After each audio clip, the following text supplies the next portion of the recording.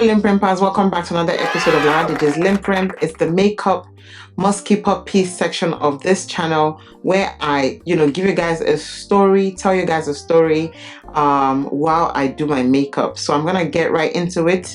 Let's go.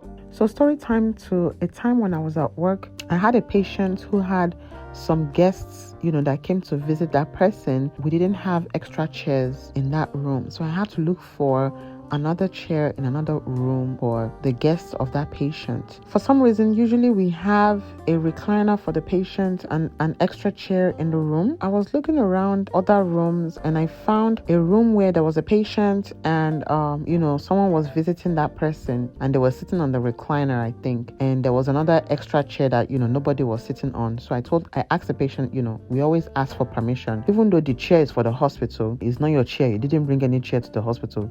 So we always ask permission. All right, I'm going to borrow this chair. I'll bring it back soon as we're done. Some patients are like, yeah, whatever, nobody's using it. You can take it, no problem. Or if the patient says, oh, I have someone coming, can you please save it? Then I'll be like, sure, fine. I'll go find somewhere else where I can find another chair. So it so happens on this special day that I took the patient's chair, asked for permission. She said it's fine.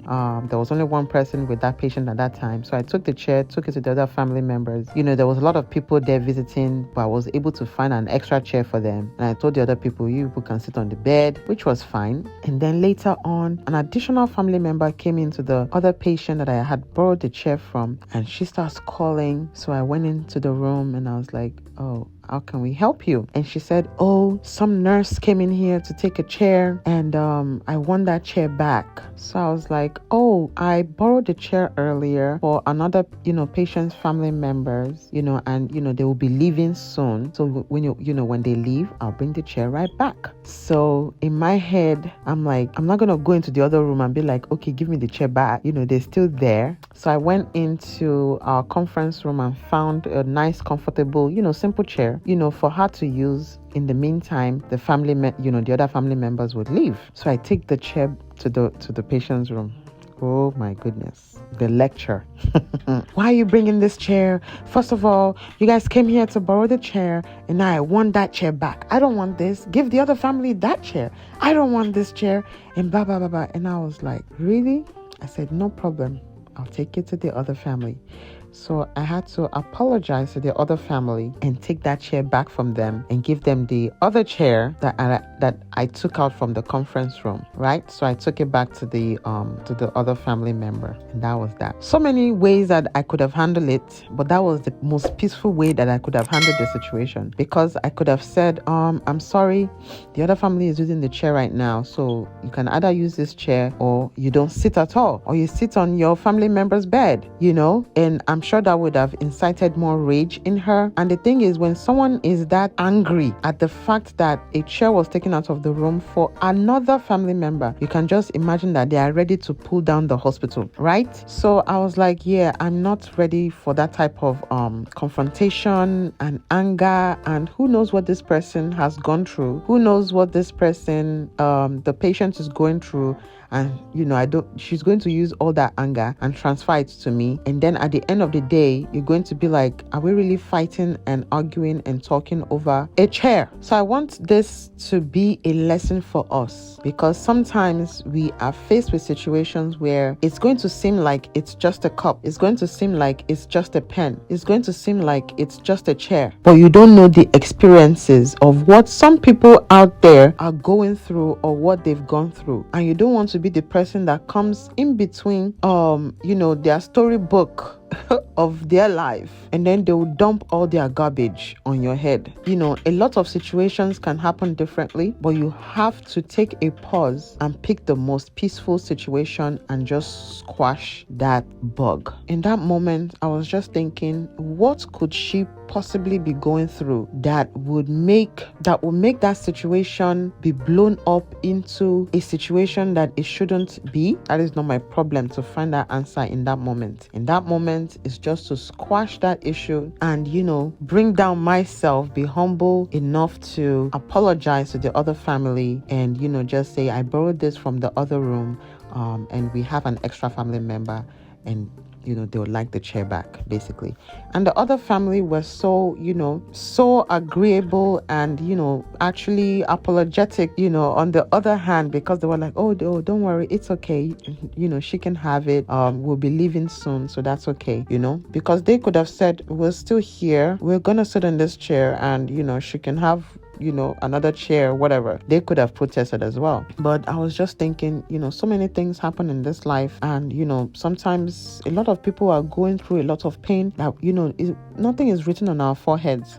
A lot of people are going through pain, they're going through anguish that we might not know about, and it might just be that pen that you took from that table that's going to drive them to the edge. There's a lot of people walking around that we don't know what baggage that they are carrying around. It is our job to help lighten the load, not add to the problem. Living in peace, peaceful living, LinPRinP started with the goal that we're going to lighten the load and not add to the load of others. Now, are there people that will try to take advantage of that situation? Unfortunately, yes. But as long as you have tried, let's say I apologize and then she decided to take it further and make a big deal and make a scene about it, then I would have to have notified my immediate boss. I would have to have notified the supervisor on this little issue that could have been squashed. The same thing with police intervention. When there's something going on in some people's homes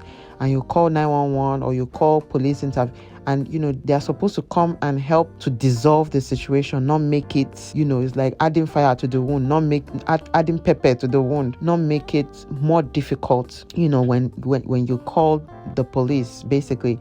So there's a lot of underlying issues that we have to pay attention to when we're dealing with people, so that we can dissolve situations and not make it a much more bigger problem. So I think that's a lesson for today, you guys. Living in peace, peaceful living. And I feel like God made 4 different types of people in this world. There are people, special people, that just want peace. They don't want confrontation. They don't want issues.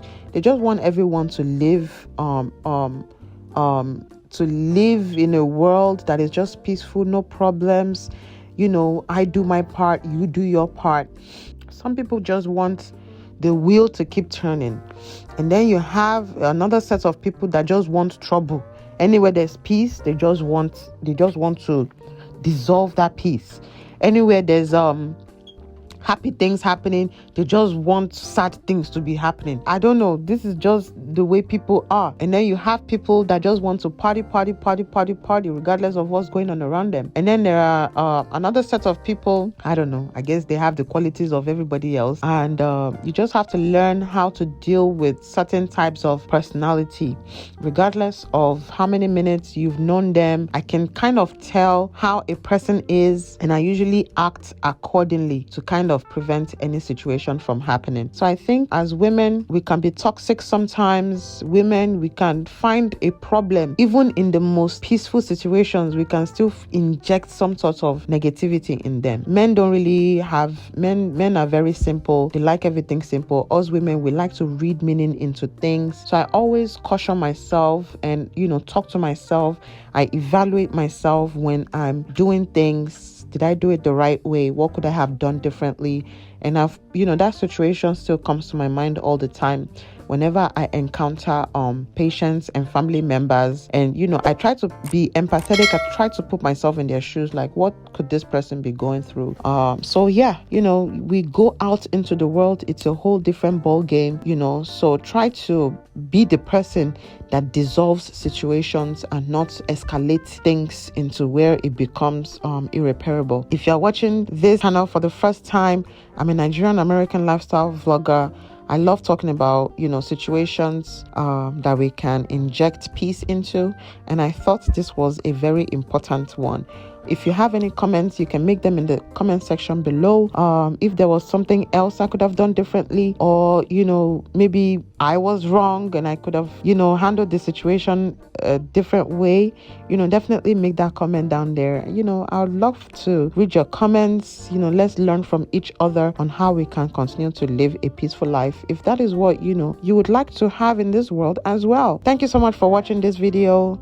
You see me in my next one, and like I always like to say in all my videos, we are on this earth for an average of 80 years, 75 to 80 years. Let's love our neighbors as ourselves.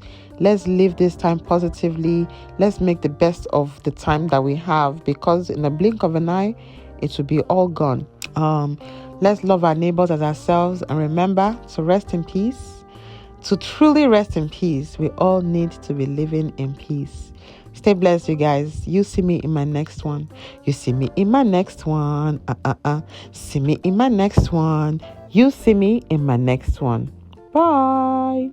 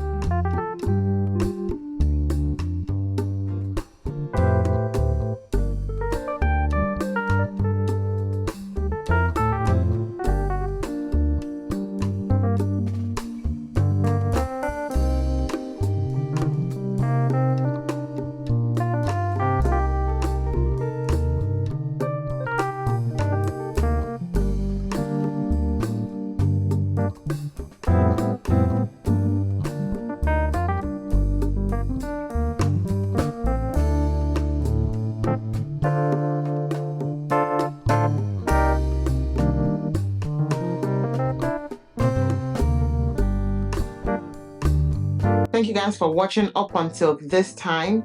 I'm on Facebook, Twitter, and Instagram. You can check me out on there and follow me. And like I always say at the end of my videos, let's continue to love our neighbors as ourselves. And, to rest in peace, we all need to be living in peace. Stay blessed, you guys. You see me in my next one. You see me in my next one. See me in my next one. You see me in my next one. Bye.